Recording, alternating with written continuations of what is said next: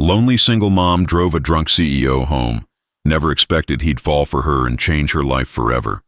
She never planned to cross paths with him. A struggling single mom just trying to make ends meet, fate pushed her into a night she couldn't forget.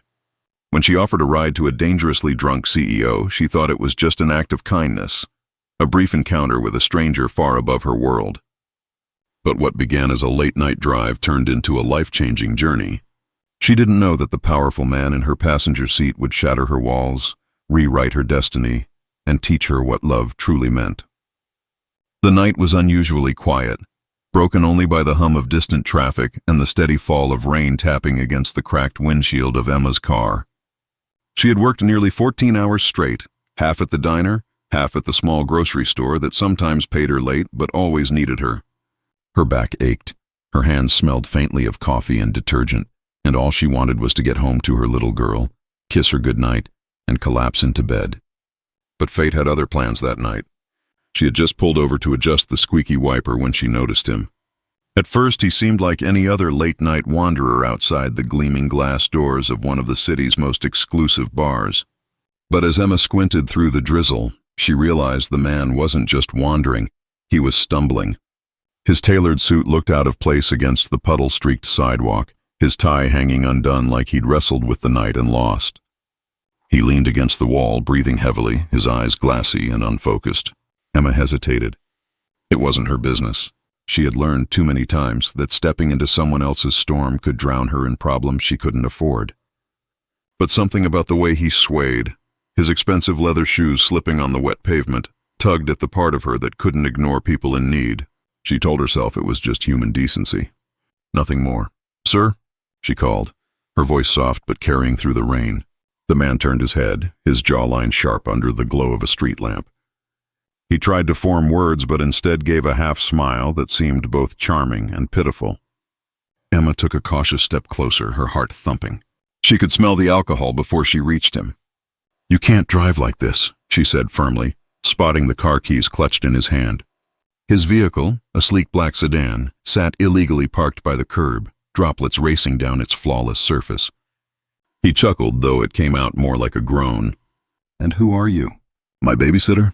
His voice was deep, rough around the edges, but commanding even in his state. Emma frowned.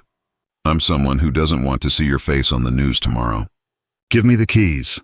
I'll get you home." The man studied her, clearly unaccustomed to anyone speaking to him with such bluntness. Most people probably bowed, smiled, or obeyed without question. But here was this tired, rain-soaked woman in a thrift store coat, standing in front of him like she owned the ground beneath her feet. His pride told him to argue, but his body had already given up. With a reluctant sigh, he dropped the keys into her hand. Emma quickly guided him to her old car instead of his luxury sedan. He glanced at it in disbelief, a faint smirk tugging at his lips. This is what's saving me tonight?" She rolled her eyes, ignoring the jab. "Buckle up. Or don't. Either way, I'm not leaving you here." As the car rumbled to life, the silence between them was heavy but strange. She could feel his gaze flicker over her profile, curious, maybe even confused. She didn't fit into his world of wealth and power, but in that moment, she was the one in control. The rain blurred the neon lights of the city as Emma drove. She kept her focus on the road, though her thoughts strayed. What was a man like him doing so broken and alone? He looked like he could command empires, yet tonight he couldn't even command his own steps. "Why are you doing this?" he asked suddenly, his voice quieter, stripped of its earlier arrogance. Emma tightened her grip on the steering wheel. "Because I've seen what happens when no one steps in. My daughter needs me to come home alive every night. Maybe someone out there is waiting for you too." For a long moment he didn't reply. His jaw clenched, his eyes darkened, and Emma thought she saw a flicker of something raw. Loneliness, maybe, or regret. Then he leaned his head back against the seat and closed his eyes, the fight in him gone. When she finally pulled up to the address, he mumbled, her breath caught. The building loomed high above, glass and steel shimmering like a monument to success. She felt out of place, her rusty car grumbling at the curb as though it knew it didn't belong here. Emma stepped out, opened his door, and helped him out despite his protests. His weight pressed against her shoulder for a brief moment, and she caught the scent of expensive cologne beneath the alcohol. They reached the entrance, where uniformed staff rushed to assist him, their eyes widening at the sight of Emma by his side. "Thank you," he muttered, his voice slurred but sincere, before the staff swept him inside. Emma didn't answer.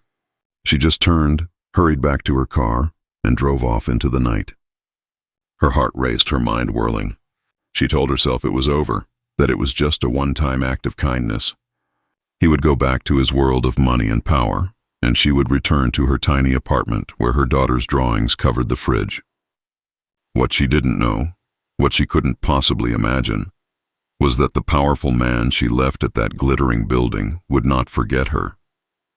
For the first time in his life, someone had seen him not as a CEO, not as a wealthy man to admire or fear, but simply as a human being in need. And that, more than anything else, made her unforgettable. The morning sun spilled weakly through the blinds of Emma's modest apartment, casting soft stripes across the small kitchen. The smell of toast filled the air as her 6-year-old daughter, Lily, sat at the table with her favorite stuffed rabbit tucked under one arm. Emma moved quickly between the stove and the counter, tying her apron tighter as though that thin fabric could hold her world together. Despite the exhaustion from last night's encounter with the stranger outside the bar, she forced a smile for her little girl. "Mommy, did you work late again?" Lily asked, swinging her legs back and forth beneath the chair. Emma kissed the top of her daughter's head, brushing back a loose strand of her hair. "Yes, sweetheart. But I'm here now. Eat up before school, okay?" She said nothing of the drunken man she had driven home. It felt like a strange dream, one she had no place carrying into her ordinary life. That world, the world of glittering skyscrapers, luxury cars, and men in $1,000 suits, was not hers. She told herself she had only done her duty as a decent person, and that he probably wouldn't even remember her face. But by the time afternoon came, her quiet world cracked open. Emma was folding laundry in the small living room when she heard the sharp rumble of an engine outside. Her heart skipped as she peeked through the curtain. A sleek black car, long and gleaming, sat parked in front of her rundown apartment building. It looked almost absurd there, like a diamond dropped in a pile of pebbles. Before she could process, a man stepped out. Not just any man, the man, last night's stranger. But he was different now. His suit was pressed, his movements steady, and his eyes, though sharp, held a searching depth that unsettled her. Emma froze, heat rushing to her cheeks. What on earth was he doing here? A knock echoed at her door. She opened it only halfway, gripping the frame like it might shield her. "Can I help you?" The CEO, though she hadn't known his title yet, studied her with a look she couldn't decipher. Gratitude? Curiosity? Annoyance? Finally he spoke, his voice controlled, commanding, but edged with something more personal. "You drove me home last night." Emma swallowed, her mouth suddenly dry. "Yes, you were in no condition to drive." A faint smirk tugged at his lips. "I don't remember much, but I remember you. You could have left me there. Most people would have. Why didn't you?" She stiffened. "Because I'm not most people." The words slipped out sharper than she intended. But instead of offense, something flickered in his eyes. Interest, maybe even respect. "I needed to see you," he admitted, his tone softer now. "I don't usually rely on anyone. But you—" He stopped, shaking his head as though frustrated with himself. "You risked something for me. I'm not used to that." Emma's heart raced, but she masked it with a frown. "You didn't need to come here. You don't owe me anything." He took a small step closer, though still respectful of the door frame barrier.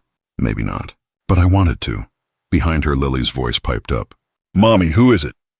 Emma tensed. She didn't want this stranger, this man who clearly belonged to another life, entangled with hers. She turned back to him, her tone clipped. "Please leave." "My daughter doesn't need strangers at the door." His gaze softened at the word daughter. He caught a glimpse of Lily peeking from behind Emma's legs, clutching her rabbit with wide, curious eyes. For a moment, the stern, polished mask he wore slipped. His eyes grew distant, almost haunted, as though the sight of a child stirred memories he'd buried deep. He crouched slightly, lowering his voice. "Hello there, I'm just a friend of your mom's." Lily giggled shyly, hiding her face. Emma's chest tightened with unease. This was dangerous territory. She couldn't let her daughter get attached. Couldn't let a man like him, wealthy, powerful, unpredictable, slip into their fragile little world. "Enough," Emma said firmly, ushering Lily back inside. She turned to him, her voice steady despite the storm swirling inside her. "Whatever reason brought you here, I think it's best if we leave it at that. You're from a different world. My life is simple, and I need to keep it that way." For a moment, silence hung heavy between them. His jaw clenched, his eyes narrowed, but not in anger. It was more like determination. He wasn't used to being dismissed, certainly not by a woman living paycheck to paycheck in a modest apartment. Yet instead of walking away, he gave her a single nod. "I'll respect that," he said. "But don't think this is the last time you'll see me." Her stomach dropped as he turned and walked back to his car, his words echoing in her mind long after the engine roared to life and the car disappeared down the street. Emma closed the door and leaned against it, pressing a hand to her chest. She told herself she wouldn't see him again, that men like him said things they didn't mean.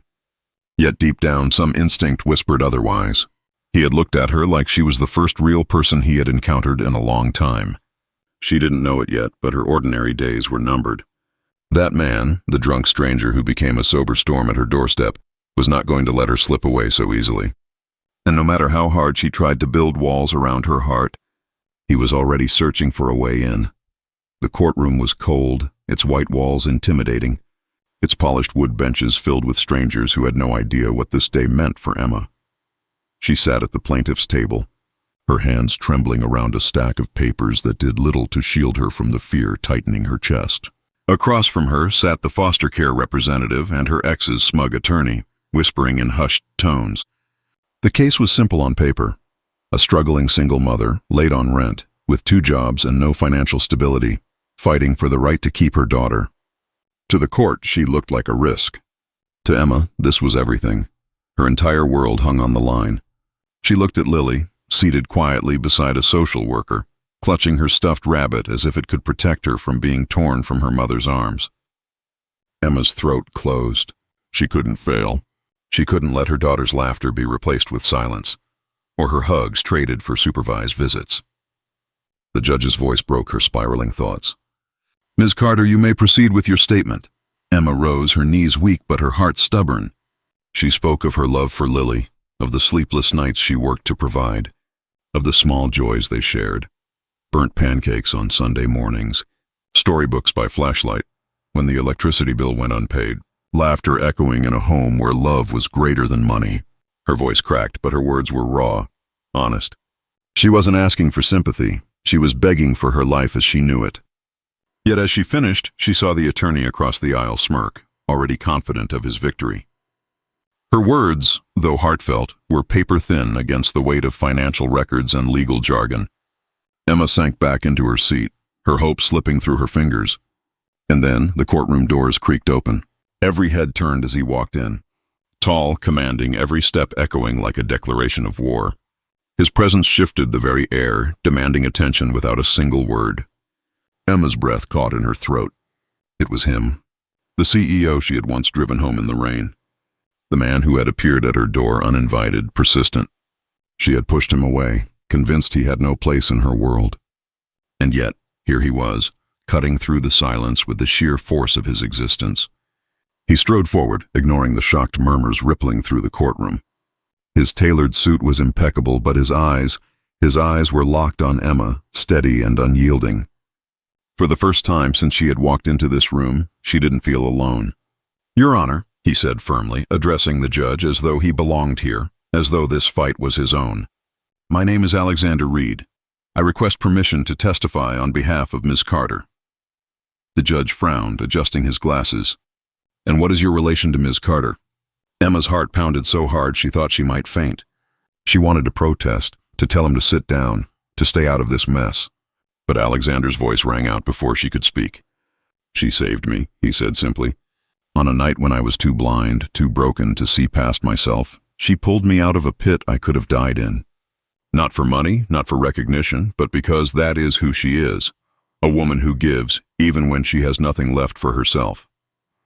If you're questioning her worth as a mother, let me tell you what I've seen. Her strength is greater than any checkbook. Her love is fiercer than any circumstance. That child deserves to grow up with the kind of mother who would walk through fire to keep her safe." The room was silent.